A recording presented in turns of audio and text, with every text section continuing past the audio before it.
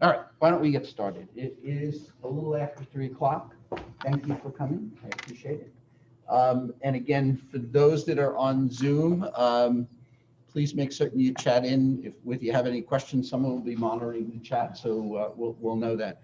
So for those of you who don't know me, you get a quick look. Michael Giuliano. You won't recognize me without my mask on.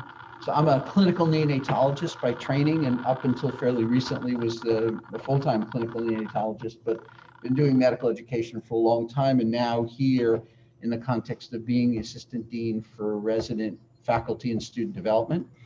And this particular session is actually the second part of a two-part series that we're putting together for the phase 2 faculty that will be doing clinical teaching with the students. So, we did this last year as a live series all over the network. This year, we're really basically doing it mostly through Zoom and recordings. So this session will be recorded and will be put up on our faculty development website, so you'll be able to re-review it. And for those of you in your faculty that you want to have see it, we'll give you the website for it so that we can clearly have people come see it asynchronously if they don't get to see it live. So hopefully between the multiple places and times we'll do this, doing it Zoom, having it live at multiple sites and asynchronously, hopefully you'll have no issues with hopefully getting it distributed. We actually came here because of you. So I'm glad you're here. Because again, because it was a new site and a new program, we thought that would be most worthwhile. How much of a delay do I get, Joe? There shouldn't be any delay now.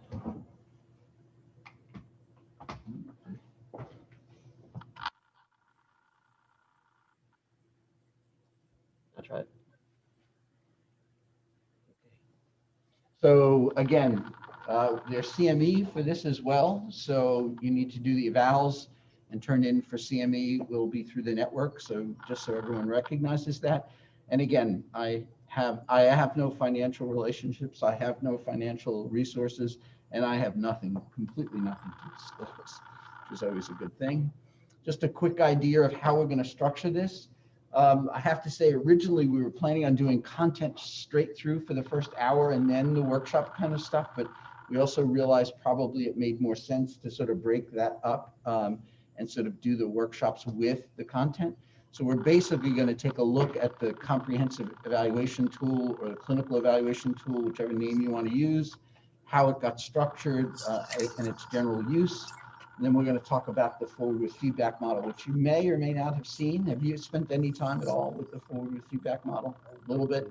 You know it? Have you seen it at all? All right, so we'll talk a little bit about that model. And of course, Dr. Sally Schwab will introduce in a second is going to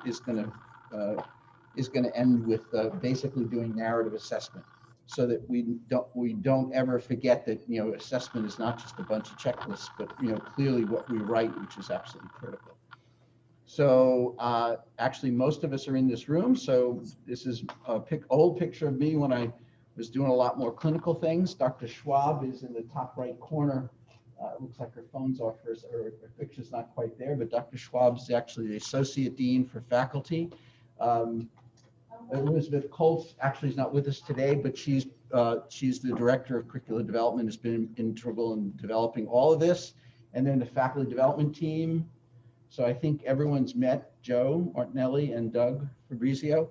Joe actually is a designated faculty development person for here. So for logistic issues, other problems, issues, you can't communicate with the office, something goes wrong, and you need help with anything, you need a new faculty member on board and they're having trouble, Joe's the person to go to. And then of course, for all of the faculty development work we'll be doing. So everyone's got a geography and Joe's your person. And then of course, Jennifer Mansky's our third person, and she's, I believe, on Zoom with us as well. So hopefully you'll get a chance to meet all of us at some point. The clerkship schedule, I think for the most part, I think everyone's sort of seen this schematic. It's really very straightforward. We did a lot of novel things in the school in phase 1. We squeezed the curriculum down to 3 years. Phase 1, 16 months, phase 2 is 16 months. Phase 1 is a very integrated model. And I think we all felt that we were pushing the envelope in terms of innovation with the LCME. And we made a conscious effort to make the clerkship a little bit more traditional in the sense of its structure. So this is, obvious. I think everyone would recognize a block schedule of time for each of the major specialties. So we don't have a formally integrated clerkship curriculum, although PEDS and OB do integrate to some extent. And of course, psych and neuro integrate to some extent, but the reality is it's really just a block schedule. And of course, our step one process begins at the end of the clerkships. And more schools are moving in the direction where they're actually doing the USLME exam at the end of the clerkships itself. And again, these slides will be available for you, so you have all the names. The only ones really to highlight here is Vanessa is in charge in OB, obviously. I think did we get your name right? At the top. Did we get it in there? Yep. Isaac, is it in there? Is it spelled correctly? Yep. We didn't put your email address in there, so we should have done that as well. And apparently Carl Strong is the surgery person who runs things as well. I don't know if they knew about us today. Ellen was planning a separate faculty development for them on November 11th. I just got the email today. So that actually is different than this. That is surgical specific. This is general. So Okay. they're not mutually exclusive. I sent out the notice to everyone, and I can text at least the main surgeon. If he's around, he'll pop by. This was not mandatory for them because this is somewhat redundant from last year if they've been through it. But our experience has been that you need to see this probably 3 or 4 times before you start to live it. So I think that's important. I'll text the surgeon who Sure. I know. That would be great. So. And of course, I think everyone knows Angie and Anthony's been intimately involved with the family medicine group. She's been very, very active with us. So before we get into the details of what we're going to discuss today, I thought it was important for everyone to recognize that, that what we're doing, and actually the title of my job is not just faculty development, it's faculty, resident, and student development. So the program that we're running for the faculty is framed, and I'll go through that in a second, but there's actually comparable programs for the medical students and for the residents. We're doing all of these same models across all of them. So they're getting the same eval and stuff about EPAs and knowing what they are. They're getting the same thing about the CETs. They know about the forward with feedback model and what the expectations are, and also about narrative assessment. So it's absolutely critical that we really work as hard as we can to really work across the entire educational spectrum so that everybody's on the same page. And the whole idea is that everyone is getting trained really to be not just learners and teachers, but really evaluators working in team processes and a strong focus on diagnostic process. The Rattle program, probably everyone's seen bits and pieces of it, but it's the resident is team teacher, learner, educator, diagnostician. And the framed curriculum, which is really what this is part of, is really the faculty as a resource, assessor, mentor, educator, and diagnostician. Slightly different, but the basic same model. And of course, what we're aiming for is to really reshape the culture of medical education. I mean, that's a pretty auspicious goal, but that's what we're really trying to do, is create this collaborative, safe learning environment where everyone's on the same page, flatten the hierarchy so that people feel comfortable in terms of asking questions. We want a common model for everyone being active learners and being engaged and involved with information mastery. And actually, we spent the first session talking about everyone as learner, basically. And of course, the growth model around feedback that we're going to talk about today. And I think it's really critical. We're not doing this today, but that we have a common approach to thinking about higher order questions and higher order thinking, because it's really, I think, the heart of what we're really doing. This is actually aspirational. We don't have an interprofessional educational program really to speak of, but we are beginning to think about actually moving this with our interprofessional colleagues and creating an integrated curriculum along the same lines. Questions about the overall structure? It's good to see you, Valerie. Thank you for coming. And I'm sorry, I don't know, your name is? Jennifer Knight. Yes, we've met before as well. Jennifer, thank you for coming as well. Deeply appreciated.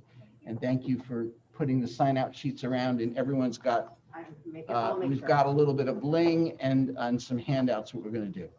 So in session 1 for the phase 2 curriculum, we really quickly touched on some of the overall things that we really thought were really critically important. And actually in that one, I actually kept my mouth shut for the most part. And Jennifer spoke about how critical the learning environment really was, that creating this safe, non-intimidating environment is so central and so critical. I think, quite frankly, I'm talking to the choir here. I think everyone sort of has that down, but we can't emphasize that enough. And then we spent a fair amount of time talking about the backbone model of how we want to structure teaching, and that's the 1-minute learner. And that model is actually on your laminated card, so you can take a peek at it. And I have a feeling most of you have probably seen the 1-minute learner. It's very straightforward, intuitive. You meet a student. What are our goals today? What are you going to do? Who are you going to see? How are you going to see them? What's the structure of things? When are you going to present? How much time do you have? Those practical issues. How are you going to present to me orally? How are you going to document? And how do we structure feedback? I just did 20 minutes in 20 seconds. I did okay, Doug? Was that all right? All right, okay. So that's what we've done already. But obviously, having a structure to teaching, having a wonderful learning environment is really the entree to the whole process of assessment. And again, I think what we often fall down on in educational process is really having objective, well-structured assessment. And we've really spent an inordinate amount of time building these tools where we have a relatively consistent tool to actually do assessment that we think is relatively objective and potentially has validity with time. We have to obviously be honest, for the most part, how we currently evaluate, and I know this is true because I've been in this environment and doing this myself for a long time, is for the most part, we ask students pretty simple, basic factual questions. We often, judge them by what they get done. Their oral presentation skills are really the primary thing we're really looking at. And if they do it the way we like them to do it, we think that they're wonderful. Their personality plays a big role. So if they're nice and they're easy to get along with, and of course they start volunteering for things, and they're team members, you love that. And then of course, what we always get is a narrative write-up of they're a pleasure to work. And I have to be honest, it's lovely, but is it actionable? And can it help them grow? And does it help us to really move the student along their competency journey? And the reality is that it doesn't. And the reality is that these are all pretty superficial, subjective things that we really are not necessarily aiming for.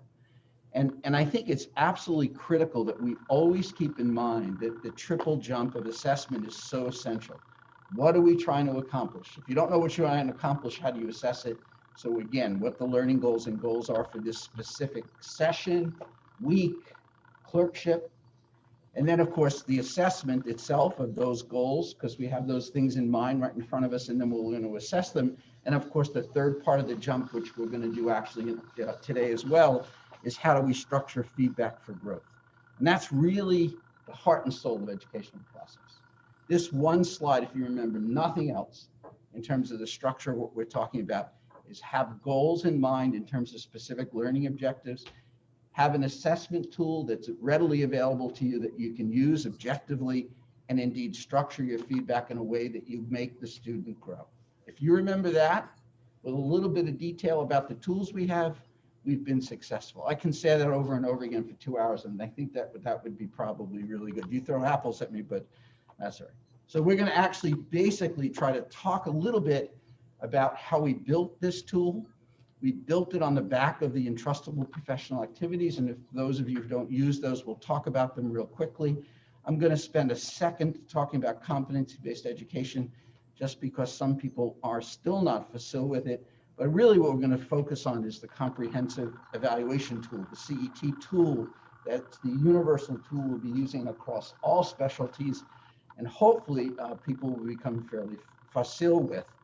I know we'll also argue about it because, quite frankly, it's a tool in evolution, and we'd love to hear your feedback. But we're going to talk a little bit about its structure, how it's used, and I hope, if time permits, we're going to be able to play with a few videos and try to calibrate, or at least begin to calibrate how we can use this tool. So The comprehensive evaluation tool, which I'll call the CET from now on, is basically a way to standardize the eval across the whole process. The idea is to look at students across their developmental curve. So the idea is not to just use this at one point, but to use it at several points. And in particular, we're encouraging people to use it for simple cases early in a clerkship and for more complex cases later, although quite frankly, you want to be using it as snapshots across really the whole process. And it's all built on the entrustable professional activities. So of everyone here, just a show of hands, how many of you are pretty facile with the entrustable professional activities from the AAMC?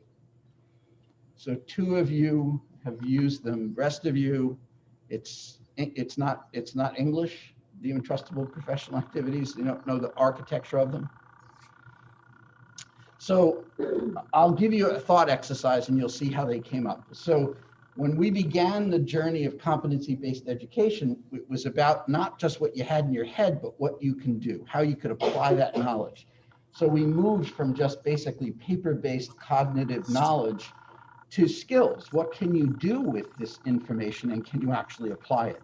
But if you move to that paradigm, then you need to look at people doing stuff in the real world. So the entrustable professional activities came out of that need to sort of see the work that we do as units of measure for whether we're being successful or not. So if I asked you, what's the average things you do in a given day? What are the units of work that you do every day? What are the things you do with patients every day? Yeah, so when you do patient care, what does that involve? What are the components sort of that?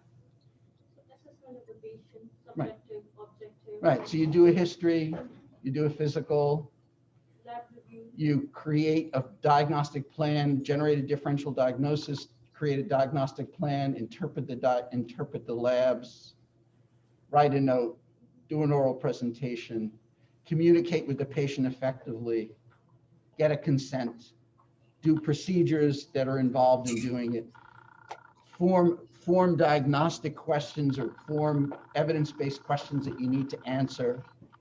Right? These are the things we do every day in the process of patient care. Well, those are the EPAs.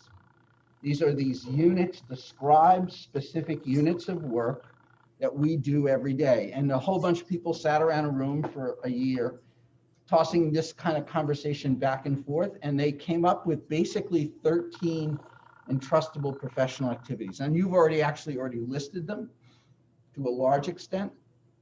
It's about ordering stuff as well, documenting, obviously, oral presentation, as I've mentioned, creating clinical questions, obviously transitions of care. They added that because they're so critical. What are we using as the tools in the transition of care was an EPA as well. Collaboration, teamwork with other interprofessional members of the group. And of course, the idea of recognizing a sick patient. I'm still not sure about EPA 10. I'm still working on that one. I've actually still, every once in a while, I don't fully appreciate when a patient is really sick or not. That's a skill set that, quite frankly, I think we all talk about as critical, but it's not so easy, but it's in there. And then, of course, getting consent procedures and then identifying systems issues. We felt at the school that actually, since the EPAs are so critical, there's a lot of stuff left out from here. This is about acute care. If you really think about it, it's the stuff we do every day in acute care, and the mindset was acute care. And I think, quite frankly, I think the AAMC did a disservice not to think more about chronic care as well, and the foundational issues of communication. So we actually created 5 additional EPAs that are unique to the School of Medicine around the issues of communication skills, because they're so essential to so many of the things we just talked about. Patient counseling specific in terms of giving them information, developing chronic care plans, our own professional growth, and of course, issues related to the social determinants of health, which I think were excluded in the original one. So these are our 18 EPAs, and that's the backbone of the overall CET. And on a laminated card, we have all 18 of them. And these are the elements of what we want to evaluate in students. The asterisk denotes the Common Core 10 for every clerkship. And then we're breaking up the other 8 into different clerkships. It's a big lift, quite frankly, to try to evaluate all of them. But I think what's absolutely critical is that this tool allows us not to look at just their cognitive skill, what's in their head, but what they can do and their behaviors and their attitudes.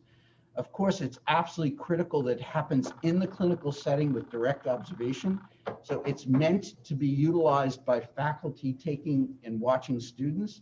We're actually also going to basically be using it in sim centers and in some contrived environments, so it'll be in multiple settings. Everything's going to be driven by the 18 EPAs. And for the most part, everything our students learn and the learning objectives themselves, quite frankly, are been structured by the EPAs. So I think it's absolutely critical that we all get relatively comfortable. This is just a quick example of what EPA number 1, taking history and a physical, might look like. You know, can you perform a thorough history and a physical exam in a patient for a surgical evaluation of a straightforward case? Simple example. There's another example for OB as well.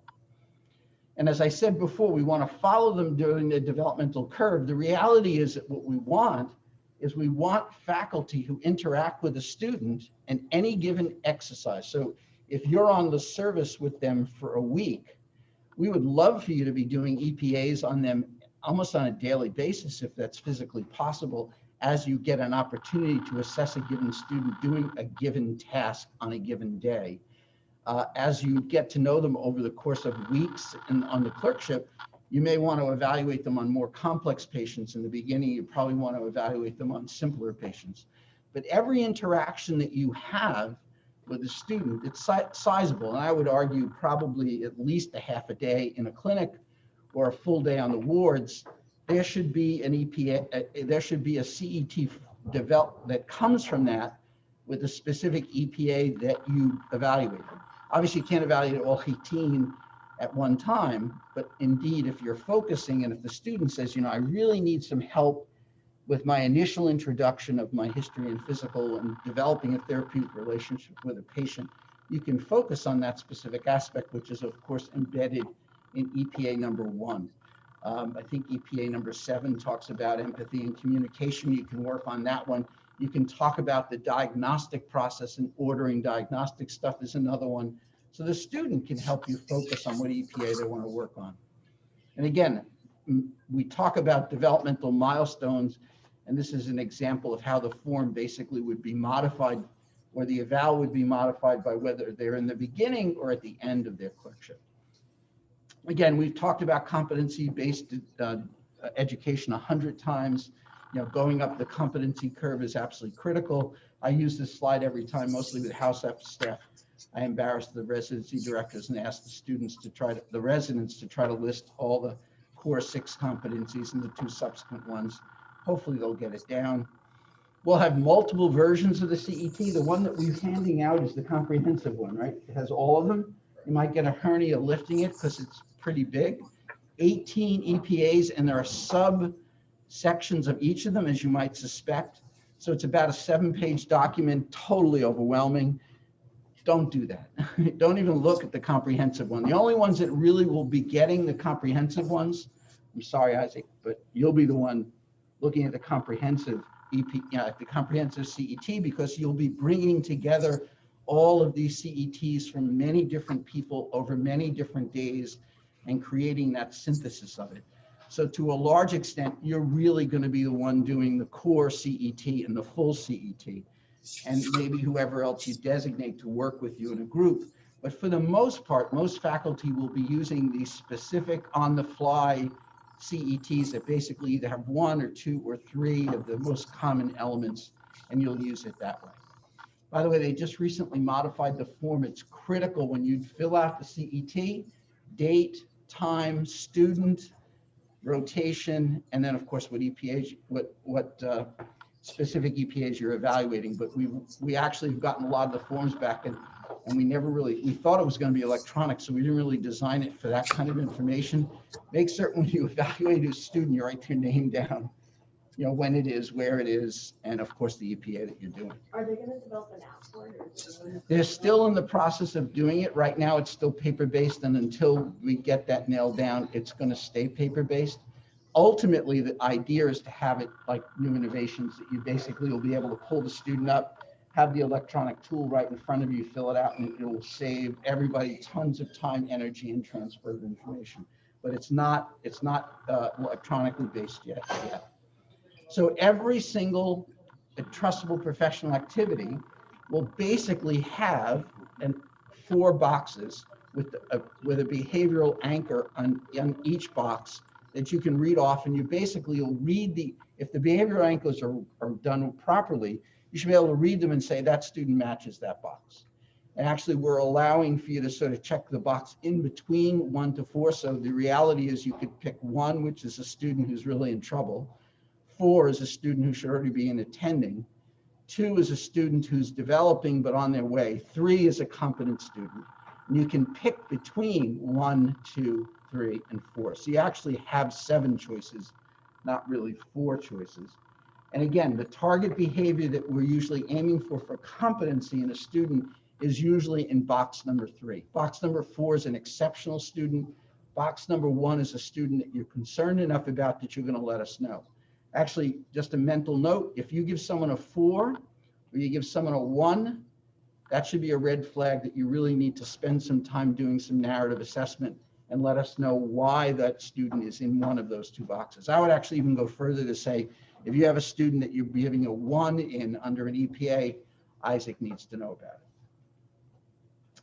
And again, the narrative assessment is so critical. Even if you're giving a student a 3, the narrative assessment is still critical. So again, we obviously want you to use the CET and fill it out, but there's always going to be a free write box. And Sally's going to spend a lot of time talking about narrative assessment. It is absolutely critical that you add concrete, specific examples of the behaviors that tell us someone's either really exceptional in trouble or what their average things are that they're doing, because those narrative assessments are absolutely essential. This is actually a real CET. This isn't just a made-up example. This is actually for EPA number 1. And again, you can see that the anchors are really pretty straightforward. Number 1, all the way in the far left of the form is you lack organization and no coherent structure. On the far right, well-organized, fluid information, logically connected, clearly driven, and accurate clinical reasoning. And in between, again, the competent box 3 is well-organized and logical, mostly driven by clinical reasoning. So you could see that in these descriptions, there's some degree of subjectivity in it, of course. That's why calibration is going to be so critical, that everyone get comfortable with it. Needs to be direct observation. If you are only seeing their oral presentation, what you're evaluating is their oral presentation. You can't evaluate their communication skills directly with a patient unless you're watching some piece of that. So we strongly encourage you, if you're using the CET and doing an assessment, for example, doing a consent for a procedure, if you trust the student to do that, you probably don't want to do that initially, but you want to watch them do the consent so that you get some sense of obviously evaluating. So it's absolutely critical that this needs to be by direct observation.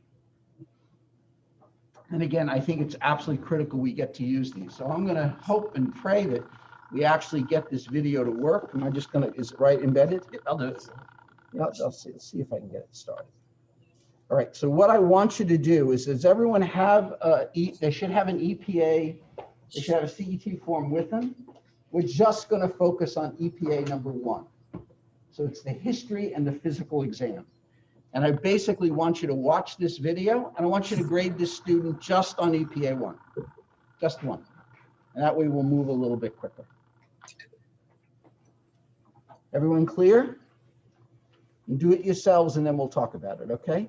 For those of you on Zoom, if you go back 2 slides, well, you can't go back 2 slides when I'm doing this, but those of you on Zoom, I'll talk you through what the 4 behavioral anchors are at the end of the video.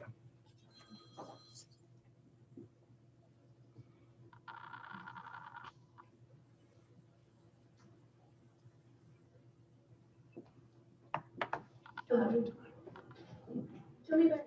Hi. Well, this one playing just a few. Is it burning? Yeah, a little bit. Does it radiate anyway? Oh, sorry. Does it spread? Does it go anywhere? Like to your back? Yeah, a little bit through that. Have you had indigestion before? Yeah, And are you on any medications? I've tried, Nexium? Yes. Mm. Does that help? No. Okay. Are you on any NSAIDs? What's that? Oh, any anti-inflammatories or anything else that might cause some stomach problems? No. Oh, good. Have you tried Mylanta? No, I've tried, Calibration. And did that help? No. Okay. Any history of heart problems? For me, no. Oh, in your family? Dad had a heart attack. Okay. All right. And you yourself, have you had any chest pain, shortness of breath, dizzy spells, high cholesterol, high blood pressure, diabetes, anything like that? No. Okay, so it's probably not your heart then. Any other past history? What do you mean? Has your doctor told you that you've got any medical problems?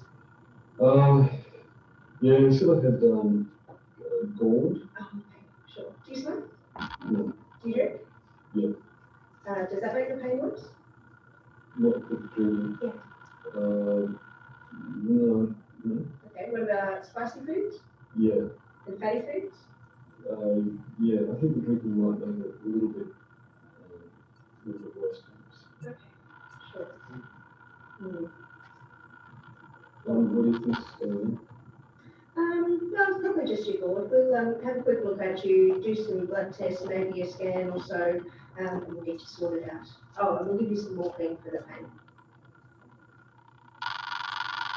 Okay, everyone. So again, for those on Zoom that don't have the form in front of them, Joe, can I trouble you to just bring me back the slide that has the 4 minutes for those that are on Zoom? Is What I- anyone on Zoom? Is there anyone on Zoom or? Okay, I'll just back them up to that slide so you can. So basically, on your CET form, EPA number 1, the first 2 items are basically history. Number 1 item is history organization. So the far left column lacks organization or any coherent structure. That's number 1. Box number 2 has rationale for organization, but somewhat illogical or not driven by accurate clinical reasoning. Number 3 is well organized and logical, mostly driven by clinical reasoning.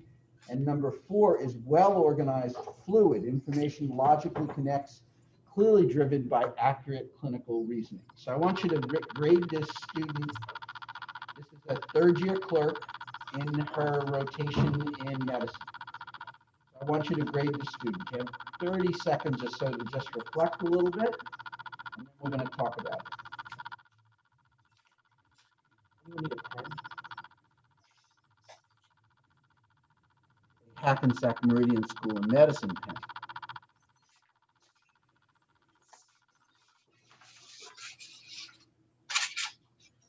Okay, everybody did the grading. So Valerie, what'd you think? I think she has rational for organization, but somewhat illogical, Mm-hmm. or not driven by accurate clinical reasoning. Mm-hmm. I thought she was a little bit, she went, she asked questions, she asked for symptomatology, then she talked about something else, and she went back to the symptomatology. Okay. It was a little bit So it was a of little scattered. scattered and not really, not really deeply Mm-hmm. thought out. Mm-hmm. So what would you, if I forced you to give me an ordinal answer, what would you grade her? Where is the grade?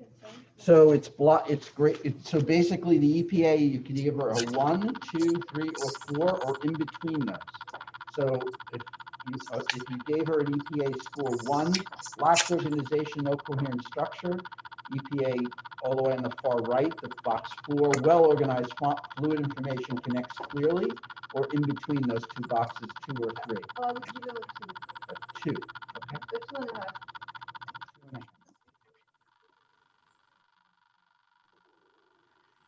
Somewhere between the 2 and the 3. So often this is what happens. Very in like a little bit of stomach and gallbladder, not too much. See, A 2. So again, think about what she's done, right? If you go through this, she actually made some very sort of bold and quite incorrect statements. Is this a heart attack?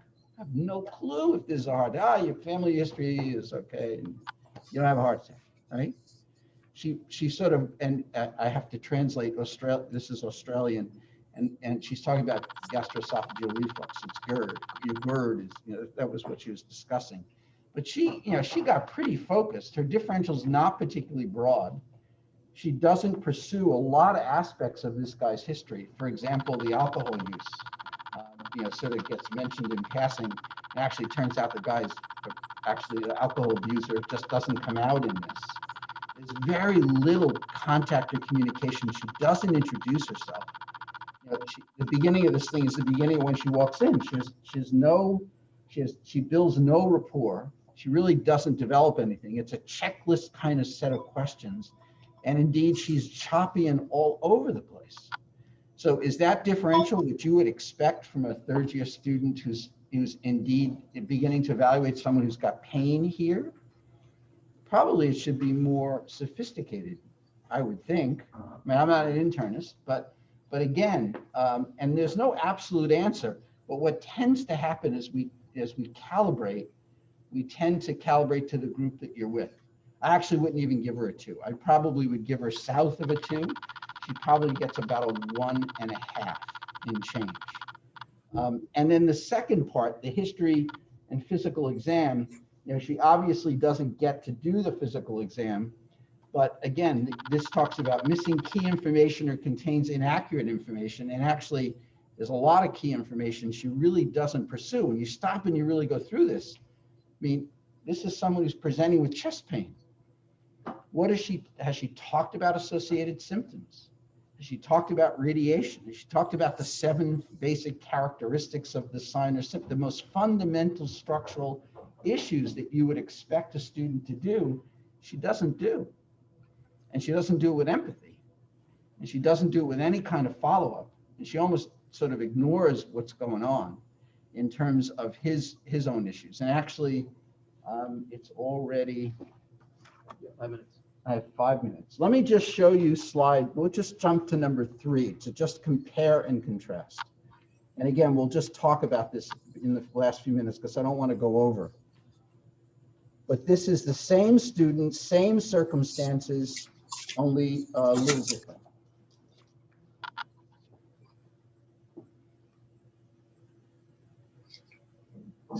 Hello, I'm Dr. Smith. What's your name?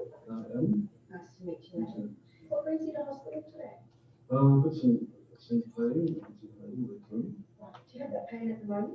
No. Do you need any pain relief? No, I'm okay. Okay. Just let us know if anything changes, and obviously we can give you some medication while you're here. I'm just going to be as comfortable as possible. Okay. Can you tell me a little bit about this pain?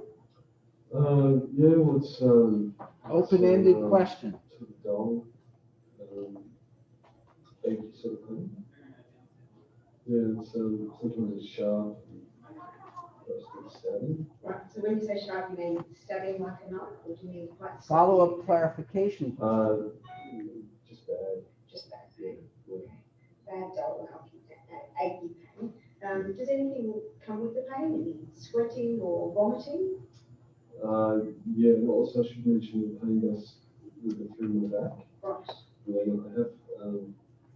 I haven't had an involvement, I haven't been sweating, but I had some nauseousness. Are you nauseated at the moment? No, I'm okay. Associated symptoms. And is there anything that makes the pain worse? The 7 dimensions of a symptom. Going through what makes it worse, what makes it better. Breakfast. Okay, so eating makes the pain worse. Mm-hmm. Is there anything that makes it better? Have you been on any medications at all? Yeah, I tried Nexium. The doctor gave me Nexium. Did that help? No. And when did you first start taking the Nexium? Oh, about 6 months ago. time sequence And, for did you whatever already do any intervention tests there at was. that There was no stage time before that sequence was previously. No, I didn't do a test, but he told me they had gold. So you've had this same pain on and off for about 6 months, Yes, just here in the middle of your tummy, yes. goes through to the back, dominating mostly, but sometimes a bit sharp and stabby. And the use of summary to make certain that she's checking in with the patient, she's got it right. Operations or injuries that you've had in the past? Nothing really. You're usually pretty fit and well. Yeah. You're on Nexium. Are you taking any other medications? No, I just tried the Gaviscon. Sure. And that didn't really help the pain. Are you allergic to any medications as far as you know? Yeah, morphine. What happens when you have morphine? I just get a itchy nose. You don't get any swelling up of your lips or mouth or rash or wheezing or anything like that? No. Do you smoke? No. Have you ever smoked? Yes. How long did you smoke for? Well, that's 30 years. When did you quit? 6 months ago, I got told I would last. Sure, fair enough too. Do you drink? Yes, And how much do you drink? probably 10 drinks a day. Is that beer or wine or spirits? Beer, but sometimes I mix up with it. Sure, no worries. Any health problems in the family at all? Yeah, Dad had a heart attack at age 60. Have you had any heart trouble in the past? Ever had a heart check? No. So your symptoms today don't sound like any heart trouble per se.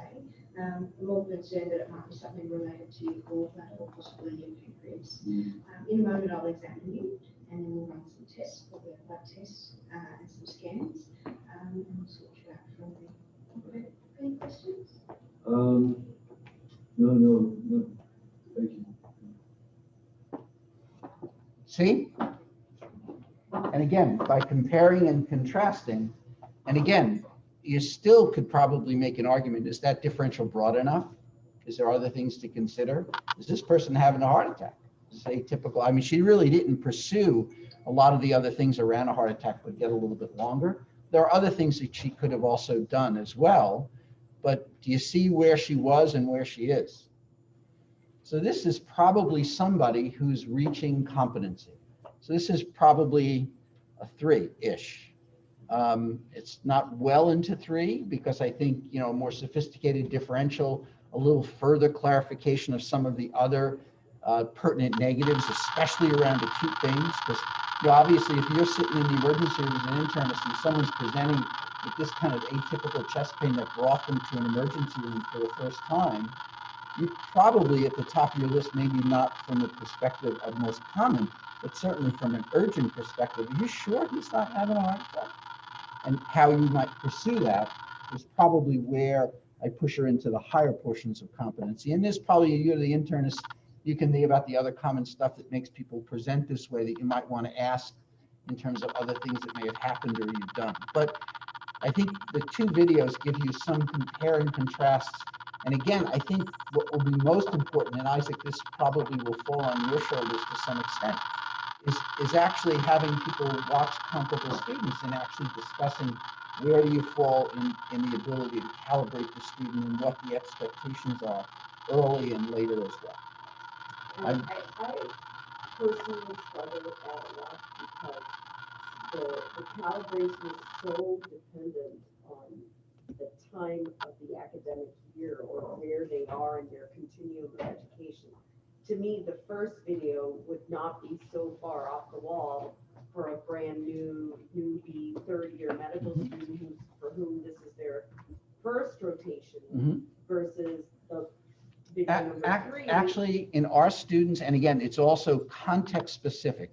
For our students, I can tell you, our students should be far above what that was in the first scene. I would strongly suspect by the way they're being trained in clinical skills and their other experiences, that would be far below mine. And it's not only where they are in the developmental curve, but you also have to adapt for, they're coming from our school and that's probably different. So I think you're absolutely right. There are issues of the developmental curve and there are issues of, now I have to recalibrate because this isn't a student from St. George's. This is a student coming from Hackensack Meridian with a very different background. So I agree with you completely, and that's why I think so critical for calibration and group process when you first start, so that people have some sense of what the common expectations are for the beginning, for the middle, and the end, both in the year as well as, quite frankly, in the course of the clerkship. Valerie? Also outside of the content, the way she makes the patient really comfortable is really important, because then she can even get much more information. She addresses the pain in real time, so the patient is going to be comfortable enough to answer the question that she has.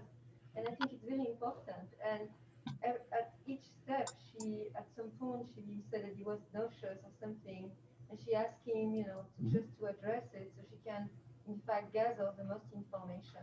Absolutely. So I think very good on this. So if we had more time, and we've already ran out, but when we do this calibration, we actually have people also look at EPA 14, which is communication skills. And if you look ahead at EPA 14, it actually discusses specifically those issues.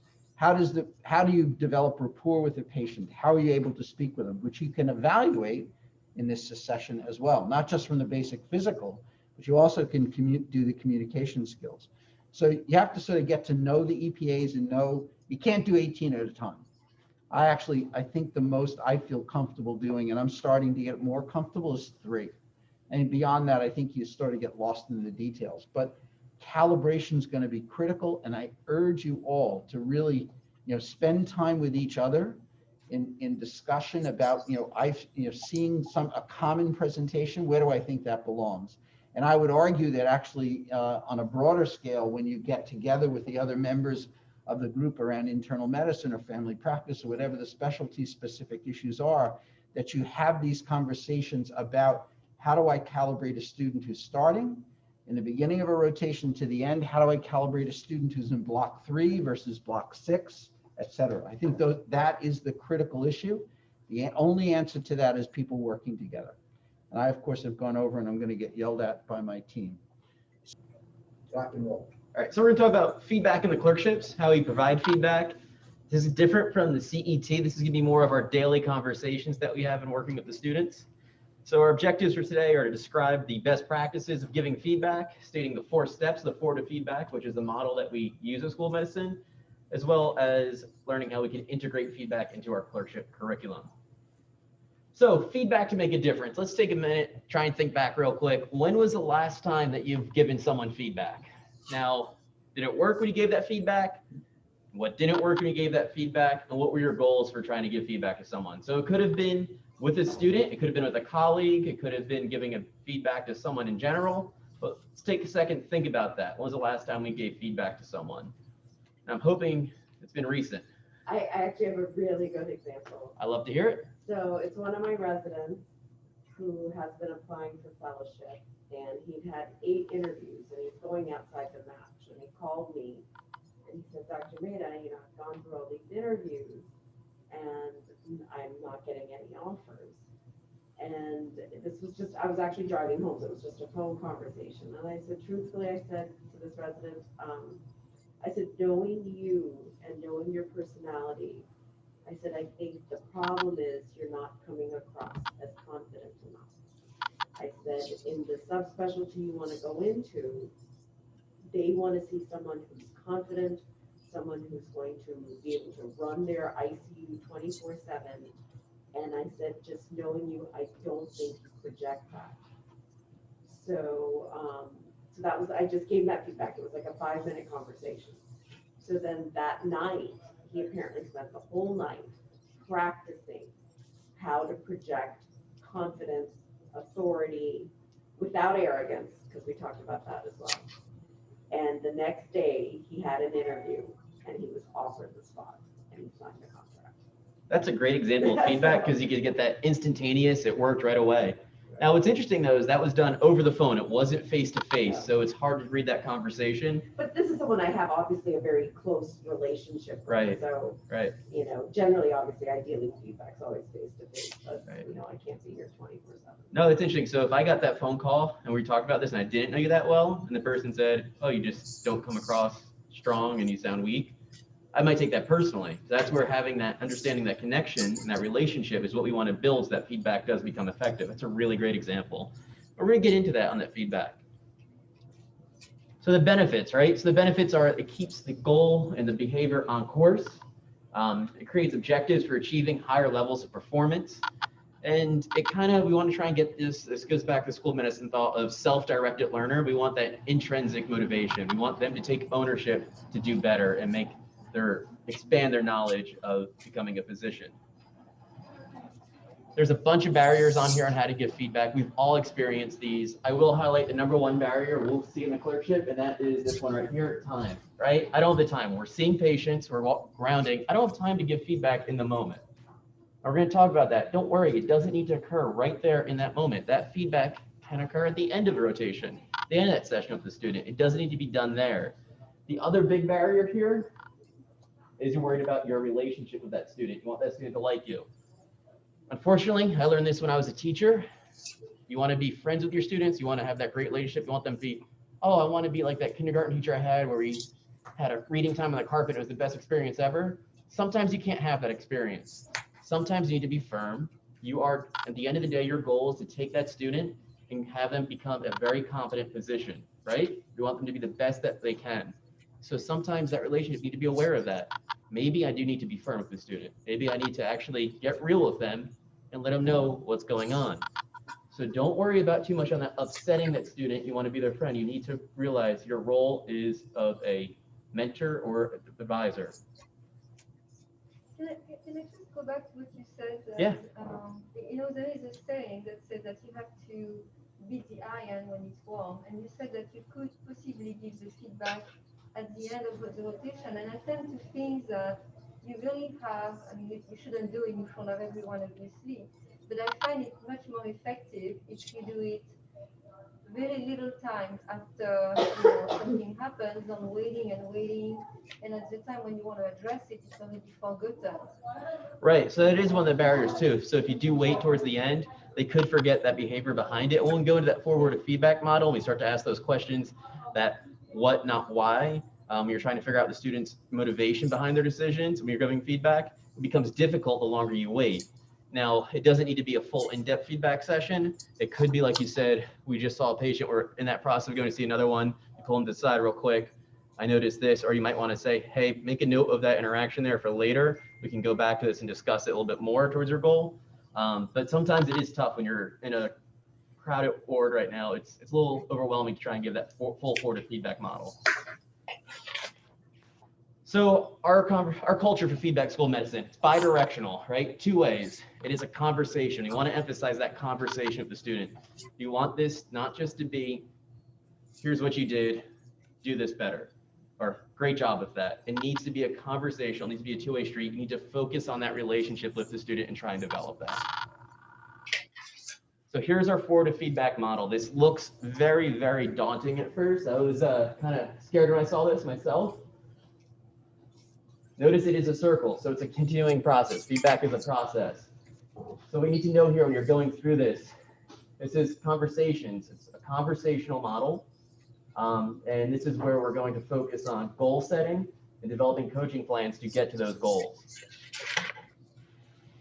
Here's some things we need to be aware of. What, not why. So the big focus of school medicine is, I'm sorry, this is the first time presenting in person with a mask on. It keeps falling down. I have to get used to that.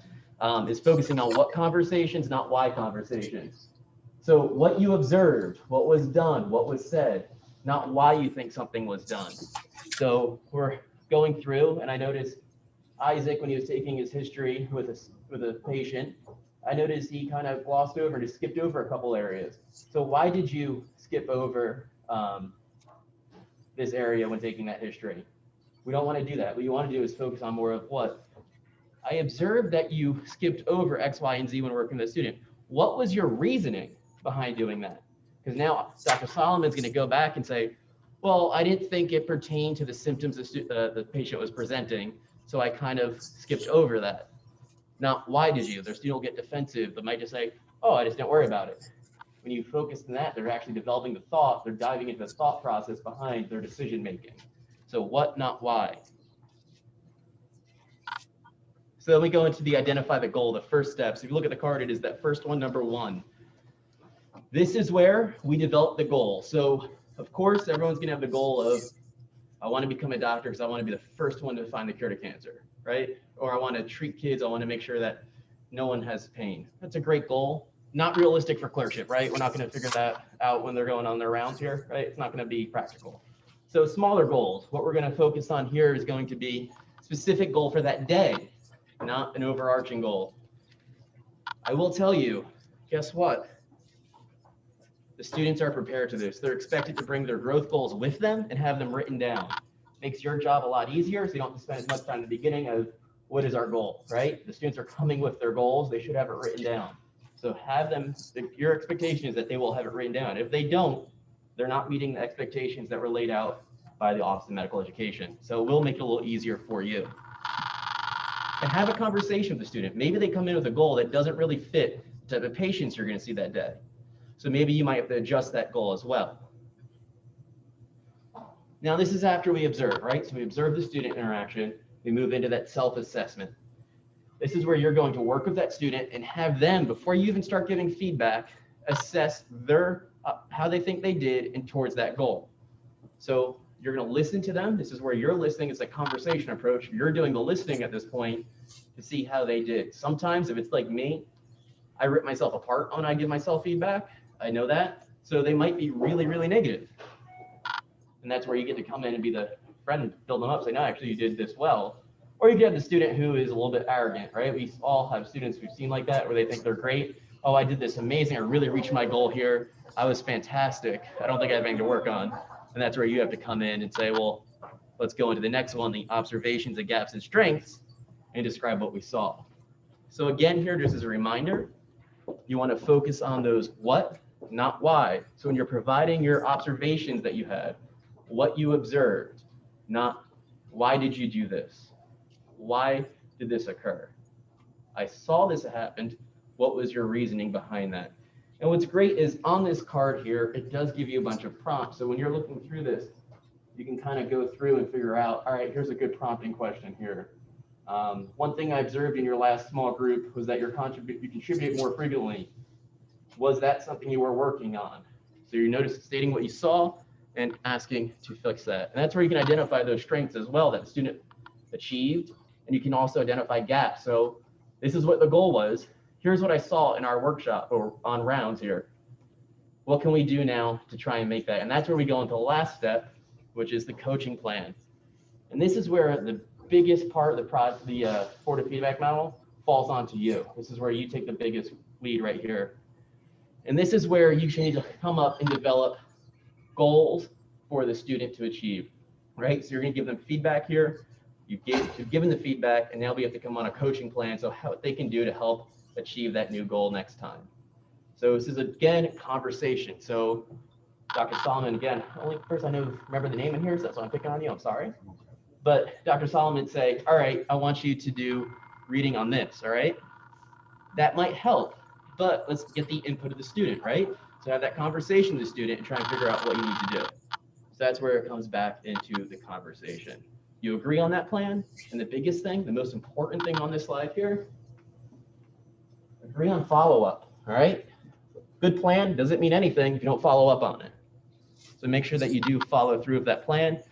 Next time you round here, I want you to come back and let me know what you learned when you looked into this. You can follow up on it. Otherwise, that student goes home. They know there's no accountability. They're not going to actually follow up on that. There's a gap there between the coaching plan and then them growing as an individual. So make sure there's a plan.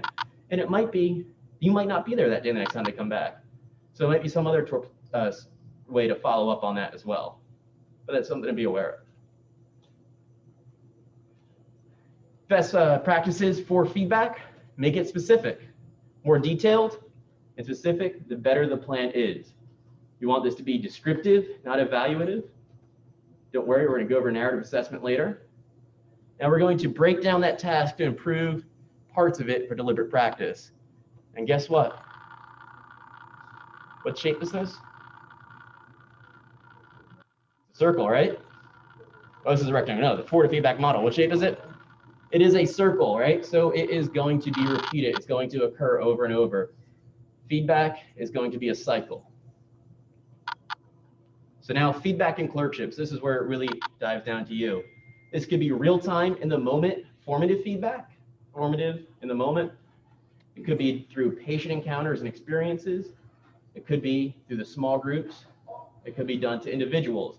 So you could give feedback in a group. Biggest thing when if you have a group of students or a group of physicians with a student, that feedback, you don't want to go make it too personal, right? You want to make it more overarching things that are in the moment that they need to work on. You don't want to go into too personal because that kind of does, you want to build that relationship. And if they feel like that relationship is going to get, they're just going to be put out on the spot in front of a bunch of other physicians or residents, they might not feel as open to share their thoughts in the future. So if you do it in a group, be aware of that. You can set it up where you have feedback on a Friday at the end of the week. You will have narrative feedback at mid-clerkship. You also have summative feedback at the end. And again, I want to relate this. This is a large model. You might be thinking, how am I going to fit this all in? If we follow the 1 minute learner, which is handed out to you on the other side of the EPAs, you'll see the 1 minute learner model. It's already built in there. The goal setting is already built in, as well as the questions and feedback at the end. So this is not something you need to do on top of 1 minute learner, on top of all this other stuff they have going on. It's built in, which is kind of nice. They play off each other, they melt together. So again, here's a summary. We went over the best practices on giving feedback. We've learned how it's important and powerful. And we have gone over how it can be used to engage the student in helping themselves improve. A couple other things I just want to mention about forward feedback, all right? This looks tough, right? Scary. Don't be afraid. Work with it. Build that relationship with your student. Make it a two-way street, all right? It can't be done just you giving feedback. You need to have those conversations. That is important to remember. The other important thing about forward feedback, you ready for this one? Practice. If you take a look at this and you go out and you say, all right, I'll do it my next time I have a student with me, it's not gonna work. You have to practice this.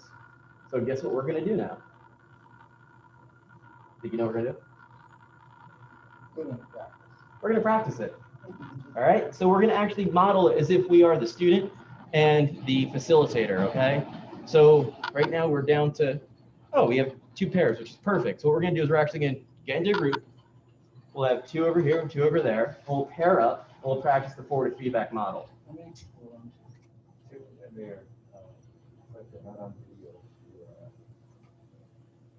All right, which is fine. So we'll take 10 minutes now. So what we're gonna do is it's gonna be 5 minutes. I actually have this written on a slide here. Yeah, we'll have 5 minutes where one person will be the feedback giver or the facilitator, and the other one will be the student, and then we'll switch.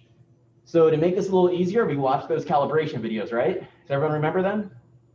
Right, so we have this patient with GERD. We're gonna use that as the model. So one of you will be the student from there, the other one will be the instructor or the doctor who is observing that student giving the feedback, all right? So we're gonna go back and we're gonna think about that, and then we're gonna work on giving feedback. So if you guys wanna break up into groups, then my role and Doug's role, Dr. Giuliano's role will be to circle around and observe and try and give feedback to your giving feedback. Make sense? And the student involved is from the first video. Video So- one. Video one, sorry, yes. Your video number 1 student, and the student is clueless, doesn't recognize their own weaknesses. So those are really the only prompts you need to know. So if you're role playing for the student, you think you did just fine, and that was your performance. The faculty members got the task of trying to see how you can introduce that there's ways to improve. So that was some really good practicing and modeling there. And I actually brought up a couple things I still want to mention before we wrap up and move on to narrative assessment. Some things I didn't mention, but I saw done, or I saw that should be done moving forward. So Dr. Solomon did a really good job, and I told him I was going to tell us as a group. When he was giving his feedback, right? So he started off, he mentioned 2 or 3 things that he didn't like, right? That need to get worked on. But he didn't just end it there. He mentioned a positive as well. So when you're giving feedback to a student, you don't want to just go negative, negative, negative, need to work on this, this, and this. No matter how bad the student might be, you don't want to just lead with negatives. You want to throw a positive in there because that keeps them motivated, right? We need to worry about, we don't want to just demotivate the student. They're going to go home after this, on the ride home, they'll think, wow, I am absolutely terrible. Why am I doing this? Or, oh no, Dr. Mehta doesn't like me. Why am I doing this? So having that positive in there, that gives them something to keep working towards. You did this well. However, moving forward, I think we need to dive deeper into doing our differential diagnosis. And these are the type of questions we need to start thinking about. We need to ask more in-depth questions and not just throw this idea to the side right away. So that's something to add in there. So make sure that you're adding in a positive for every negative. You balance it out. Other thing I saw that was done differently is we don't want to prompt the student, right? So when we're giving that feedback and we're identifying the gaps and strengths, again, go back to that what, not why. So don't prompt the student in toward, example we used back there was, all right, you did a really good job asking about this alcohol intake. Was the reasoning for asking about alcohol intake the effect it had on GERD? So the student goes, well, yes, that was the reasoning, right? So we want to make it more of, what was the reasoning? What was your reasoning for focusing on alcohol intake? And that's where the student can go and say, oh, well, in my mind, everybody was thinking of a differential of GERD, and I know alcohol intake could have an effect on it. That is why I was asking about alcohol intake. So you don't want to prompt the student and lead them right to the end of the road. You want to develop that self-directed learner where the student is really thinking about their actions and the questions they're asking the patients when they're taking those histories. That's a good example there as well. Does anyone have any questions about formative feedback? The speakers before me have made some really good points. I just wanted to add on to what Joe did, and then we'll kind of circle back. When you're asking, I totally agree to try to frame questions in terms of what, not why, but it's really about tone of your voice. Because if I say, why'd you do that? Versus, well, tell me why you did that. So it can be very subtle. So I think that we just don't want to, it sounds like it's defensive when you're asking why questions. It pushes the other person kind of away. But I do really like it when you say, what were you thinking when you gave that medication? What were you thinking when you diagnosed X, Y, or Z? Tell me your thought process, because that's going to help you understand them best. And they also, it depends on how insightful students are. You can have a student who comes out of the room with the patient and says, oh, I did terribly, that was awful. And then you're in the position maybe saying, well, it really wasn't that bad. Versus the one who comes and said, I think that went great. And you're thinking that really bombed. It does tell you a lot about their insight. Okay, next slide. So I think we've checked all these boxes. Why are we doing it? It's helpful, which is really the most important. And it's also required by our licensing. Next slide. We can go to the next one. So these are just some other pointers to suggest, how important it is to do an assessment. And I want you guys to be thinking about an assessment you have written recently. And just keep that in your mind for right now. Next slide. Okay, so this is the definition for narrative assessment for standard 9.5 as part of the liaison committee on medical education. So this is who gives us our permission to move forward at the medical school.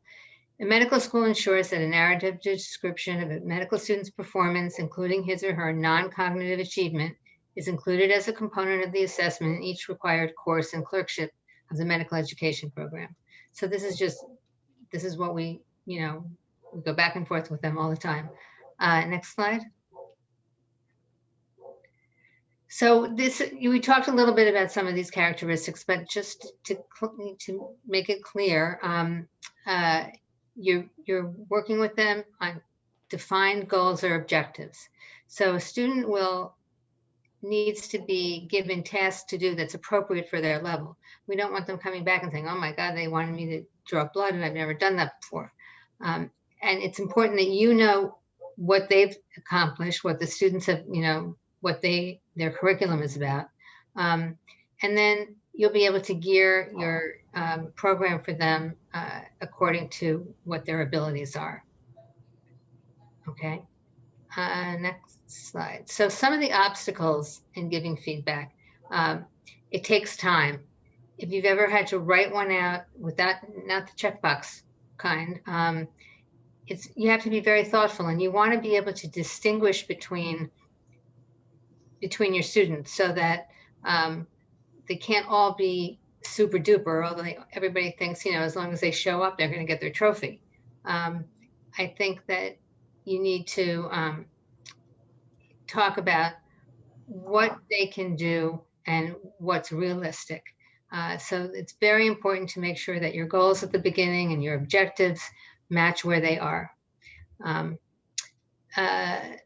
evaluator may have limited opportunity for observation of the behavior of individual students necessary for giving meaningful feedback. The one thing the students really don't like is when it seems like the preceptor doesn't know them, but they may be in a situation where they're going to go to a clinic one day a week, but they really won't get to know them that well. So they also get upset if you give feedback at the end of the rotation, because then they haven't had a chance to really try the feedback suggestions. The evaluator also may worry that they're going to have a negative effect on the learner's standing in the program. Nobody wants to be responsible or be the one to negatively report behavior to the dean. However, somebody has to do it. And what often happens is it can get, you kick the can down the road, which is not helpful in terms of that student. Even though you don't want to be the one to make them upset. And Joe said something interesting. Patients, you want patients to like you. We want to like our patients. We're not going to like everyone.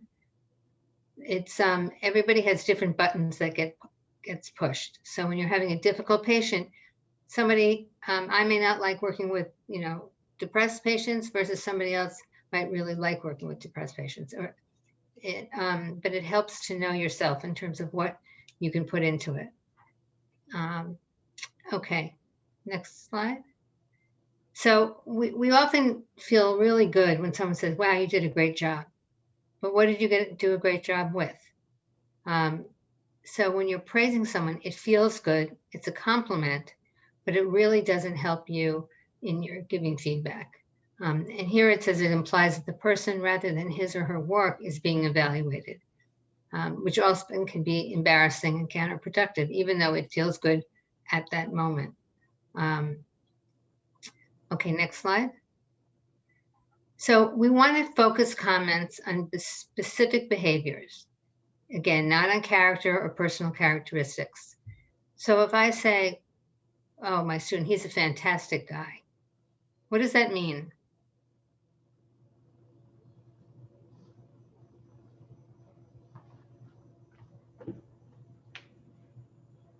Well, to me, it doesn't mean much hearing they're a fantastic guy.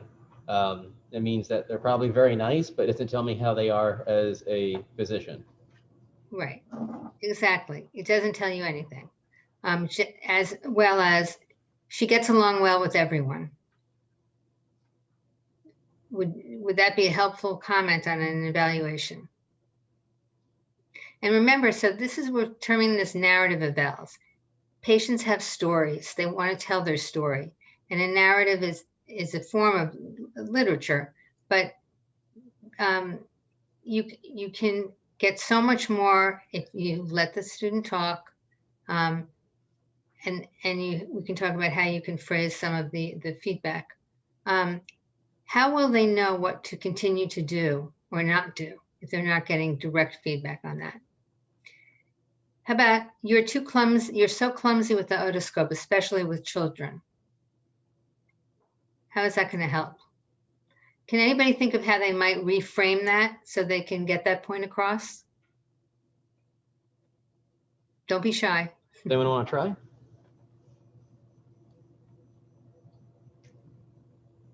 The otoscope is a very technical tool and it takes a lot of practice to master its use. Can you repeat that? The otoscope, Or maybe you can. I can say repeat into it. the mic so Yep. Sally can hear. So what was said was from Dr. Solomon was the otoscope is a very delicate technical tool, and it takes a lot of work to try and master its use, especially with children.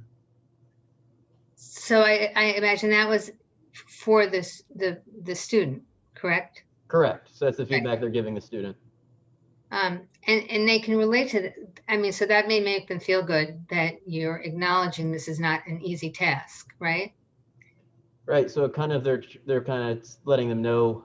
I don't want to put words in Dr. Solomon's mouth here, but it sounds like what he's doing is trying to take it onto himself, saying, "Look, even it takes a while for me to get used to how to use it. You'll master it sometime through practice." So they're identifying that they're clumsy with it, but it's a hard tool to get used to use properly. And then you have to take it the next step, because if they're not doing it right, they need to be taught. So you can say, you know, yeah, I find that it helps me when I put my left elbow down on the chair and my right is around, or I'm holding the ear back, whatever, you know, the technique needs to be. And then they can do it right away, and it's immediate feedback. So we have to be careful with that. Saying a student is, or a patient is arrogant, that certainly doesn't help on any, in any way, because we don't know what's behind that. Or she's not a team player. Students need to know what they can do to improve, and not with a lot of fanfare. So next slide. So here's some of the different ways to reframe. He's on time to all required activities and actively participates. His comments reflect an understanding of the material. He listens attentively when others speak. So right away, you can get a picture of this fantastic guy. Or she gets along well with everyone. She listens respectfully to the comments of others. She employs mature conflict resolution skills when there is disagreement. So here are the details, and that's where you're going to get all your information. He is arrogant. Focus on finding the value and contributions of others. Develop awareness of own attitudes toward other members of the group. So there's a lot in there. The first question I always ask when I'm debriefing either a group or with an individual student is, or faculty member, is, how did you think that went? I think it's key. It tells you so much in a very short amount of time. Again, it goes back to, do we think they have insight or not? But to be able to say, tell me how that went. Often students or trainees who are hard on themselves will never say, oh, that went great. And sometimes they are harder on themselves than you are. So you can say to them, well, it really wasn't that bad. Let's go through this together. On the other hand, when somebody comes out and says, oh, I nailed that, or that was, you know, cool, and that, you know, that's not helpful either, because we want to make sure they have, they're serious, and they also have, they're going along the right track. He's arrogant. So focus on finding the value in the contributions of others. Here, it sounds like they're giving, giving instructions. And then the last one, focus on awareness of group goals, invite and find value in the contributions of all the group members. Next slide. So again, we want to point out specific behaviors rather than interpreting them. So it's not helpful to say his body language wasn't very good at the start. But you could say something like, you crossed your arms and turned away from group members when they expressed differing opinions. Work on being open to others' opinions. And this is also to give you some verbiage to use. She wasn't very empathic. You made jokes about your cadaver's attractiveness and lifestyle. Work on showing respect to your cadaver. And I've heard so many stories about students. It's a defense mechanism. But needless to say, it's not respectful. He's very abrupt. You interrupted frequently, for example, relate a specific instance and work on listening carefully to others. And what we hear all the time is if a student goes up to one of their faculty and says, well, how did I do? Oh, you're really good. It was a good job. Again, very nice, but not going to help her learn, right? Next slide. Okay, next slide. So here are some, again, some characteristics of narrative evals, or what we're looking for. The comment should be specific. And all you may be doing is describing a critical incident.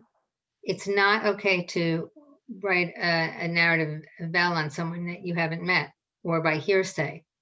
It has to be something you were in the room, you observed this, because that's all you can write about.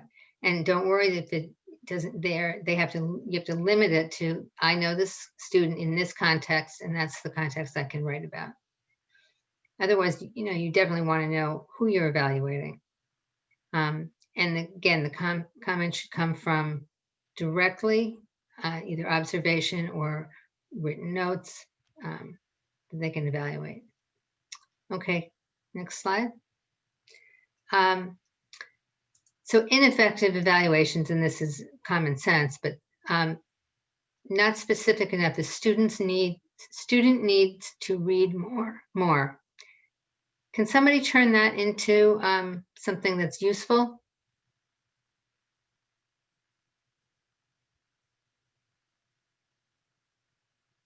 Student knowledge Hmm?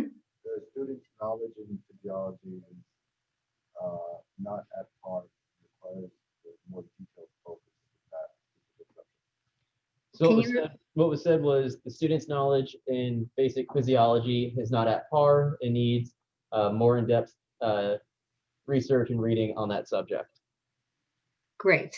So if you say somebody to read more of what? So this was very specific about physiology, and you can even get more specific within that. But yes, that's a much more useful sentence. Have anybody used that before, about reading? Because you're talking about knowledge competency there. When I use it, I usually am very, very specific, and I will often point them in the direction of a specific reference at a specific level, whether it's a text or a specific review article where, I think that it would help the specific knowledge deficiency that they have. Yes, absolutely. The more specific you can get, the better, and making sure that they're reading, using a resource that is going to be useful, or that you may think some certain books, you don't like the tactics they use, so it's finding something that fits. And again, here we go, about comments on personality and character traits. Student is lazy, likable, good, pleasure to have in class. I'm sure we've all had that one. Next slide. So what are you assessing in a small group discussion? So one is participation. The other, and the participation is, you check those boxes, but listening to others, leadership, respect for others' ideas, ability to let others talk. And then in terms of team, and pulling their weight, which is important to highlight that, because we do a lot of small group work, and there's usually somebody rises up to a leadership position just by their presence and being there, and they have that kind of pull. But then you typically have somebody who doesn't pull their weight, or just hangs back, doesn't offer to do anything extra. And very often certain groups the downfall might be that, a couple of students in there just didn't take it seriously. And what do? At some point, you're not going to have them come complain. I don't know, how would you feel about group members coming to you to complain about somebody in the group. It's tough, but I think you have to think about that and even establish rules in the beginning. We want you to begin to develop identity skills and behaviors, including interpersonal, team growth, and feedback skills. So these are all what we'll be expecting, and that won't happen all at once. Next slide. So we talked about that. I want to go next one. Yeah. So what I'd like you to do, we don't have time for all three, but let's talk about the average student. So in your mind, and usually it helps within the first 2 sentences of a narrative evaluation, is to get as many adjectives and out there as possible. And see if you can think of how you would present. You can think of your patients this week. Think of an average student. What would that even look like? So John is I don't want to give stuff away. This could be any, can somebody give it a try? Requires prompting for participation. Okay, can you repeat that? Requires prompting for participation. Or maybe you can Sorry. answer my Yep. question. So the student requires prompting for participation. Okay. And that might be something that you have already discussed with the patient or with the student, I mean.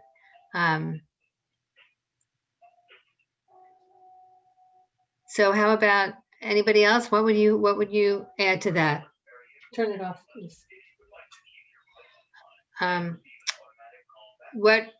What else could you add to that? Have the fund of knowledge expected. Yep. So what was just shared was the student has a fund of knowledge expected for their level of training. Okay. Turn that off, please. Sorry about the background noise. Okay, so that's your average student. Anybody else? Trainers want to add to that? I would say, if I had it met and then just a quick set of objectives, involve maybe additional work or improvement in others. Like I would identify specific objectives or subjects they were meeting expectations in, and then identify several others that need to be addressed in the future. Yes. After feedback. Right. So the student has met and then lists the set of objectives that are towards the middle of the road, especially if you're looking at the CET, they're more on that 2 or 3 column, and then list out things they need to work towards for in the future. Okay. Whenever I write narrative assessment, I it's usually very focused on, and that's actually one of the helpful parts of this, of the comprehensive evaluation focuses. So, average student in what capacity? So, in the course of your discussion, you're probably in one of the 18 EPAs, and thus you have a pretty good idea, and you already have prompts that will help you to sort of get focused. So, like, for example, I might say, if I'm evaluating EPA number 1, the student uses expected communication skills to develop an empathetic relationship with the patient, is able to respond to cues of emotional upset, et cetera, et cetera. They're able to go through the 7 dimensions of a symptom in an organized and reasonable way. They still need to build a little bit broader differential diagnosis to broaden their questioning, but is performing as expected in your development. Did you hear all that, Sally? I heard bits and pieces, so. I'll tell you, it was a very good answer. It's a lot to repeat, but it was a very good answer. I think everyone here got it. Can you sum it up, Joe? Yep. So basically, the CET and the EPA serve as a really good prompting tool and a good resource to use when giving narrative assessment. You can kind of go back to it and relay back bits and pieces. You went into example 1 for their organization history for EPA 1, talking about how the student has rationale that's well developed for doing differential diagnosis, but it needs a little more depth to really make a well-rounded differential. Okay, yes, that's great. So having objectives is key. What do you want the student to be able to do by the end of the rotation? And linking those to the EPA is one way. But you're in a busy clinic, but you may be, in between patients. You may not have the time, but when you're giving a narrative assessment, you want to be able to sit down and really go through how they're doing. So an assessment of a superior student, and then you use, kind of the accolades. That might, I have some examples to show. But again, we don't always want to write an assessment of a student who's having difficulty. But that turns out to be the most important, because you really need to be able to distinguish students from each other. You don't want all of your assessments to sound the same. Next slide. So we want also to be measurable, and that's why we talk about behavior rather than whether we like the person or not. So to read this, I'll read this out loud. Bob has a solid fund of knowledge. What does that mean? Select what you think the word solid implies. A good fund of knowledge in the top quartile of the class, an average fund of knowledge around the 50th percentile, a fair fund of knowledge between 20th and 40th percentile, below expectations of knowledge in 20th percentile. I'll tell you what, I'll poll the room real quick. So if you think it's A, raise your hand. If you think it's B, if you think it's C, if you think it's D. Yeah, I'm a top grader. All right, so we had 3 people raise their hand for B up there. We For B? had 1 for C and 1 for D. And I'll throw my answer in there as well. I think it's as well with C. I'm gonna agree. So 2 for C. So it's kind of a good split there. It is, and I'm glad. So what made that the person who chose B? What made you choose B? Why don't you share? Why did you choose B? It's solid. I would think of it as kind of a little bit above average. So yeah, solid. It's associated middle of the road, a little bit above average. Oh, and students don't like to be average, right? I'm okay with average. So what if you substitute good? Would that change your mind? Yes. It would. What about that change? Why did you change? Not really. For me, no. So for this particular participant, good and solid are interchangeable. They're on the same level. It didn't change the mind. And we don't know if that's true for everyone, We right? don't, right? So Doug, you answered solid. Would good change it for you? It would not. They're both relatively subjective, so to me, they mean the same thing as that. Okay. So for these two, it means good. And Dr. Solomon, you used solid being average as well. Is good the same as solid? No. See, I'm kind of leaning with you. Yeah. Good usually means it's already almost at the top there. Okay, can I have the next slide? Now we'll look at Can I just make one? those words. Wait, go I just next wanna one. say the vast majority of medical school dean's letters, good is the bottom quartile. Yep, Exactly. That's a really good point. Can you repeat that? Yep. Medical education code words. So in generally speaking, and this is variable, medical school to medical school, but outstanding implies top quartile. Excellent generally implies second quartile.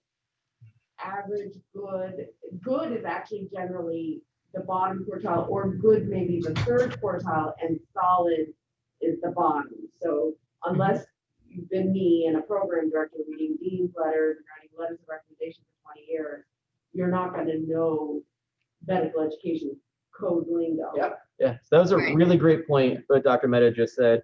She went in there and saying that unless you know the lingo associated with medical education, a solid or good is usually the bottom quartile. It's That's right, the bad, kids not subject. good. Can you Right, yeah, put on the so- next slide? Yep. So here, I just want you to see that other similar words. And the bottom line is that there's a subjectivity to all of them, and there's code for them, and you have to know that code scale. And so that's why, when I said solid, that's code for students. Trouble I know. for me.